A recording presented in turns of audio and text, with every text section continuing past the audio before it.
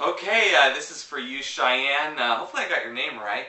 Beautiful name nonetheless. Hopefully I didn't butcher it too bad.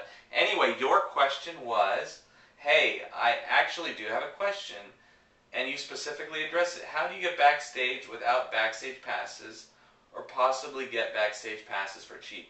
What I'm going to do for you is address both these questions. In order to get backstage passes, it's a more of an elaborate answer. I actually want to answer your second one in specific.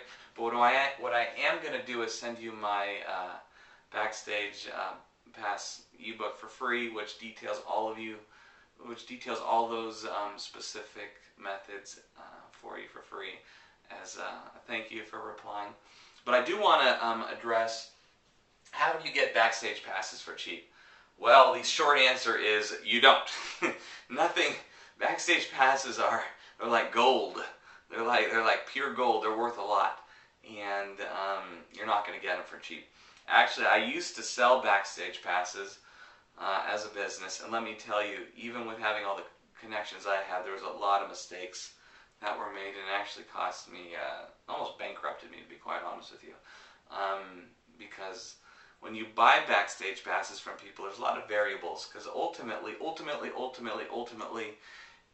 a tour manager is involved, a PR person is involved, a box office manager is involved, a security guy is involved, a catering person is involved. There's so many, and people in the music business tend to be flaky. I don't know how else to say it, but that's just the way it is.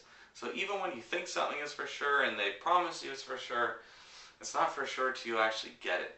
So what I'm trying to tell you is backstage passes for cheap does not exist. And for all those other people that are going to see this video, it just does not exist. Now there are certain cases when you can buy backstage passes and you actually can get a relatively better deal. And those actually have to do with festivals. And in festivals, they usually give you a wristband. Usually for the 3-day festivals like Coachella or like Bonnaroo or Lollapalooza, they'll actually give you a cloth wristband.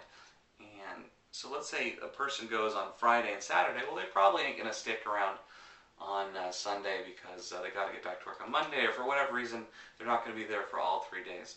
So what you can actually do is put a Craigslist post and say, hey, I'm looking for anybody with a cloth main stage wristband who's going to be leaving.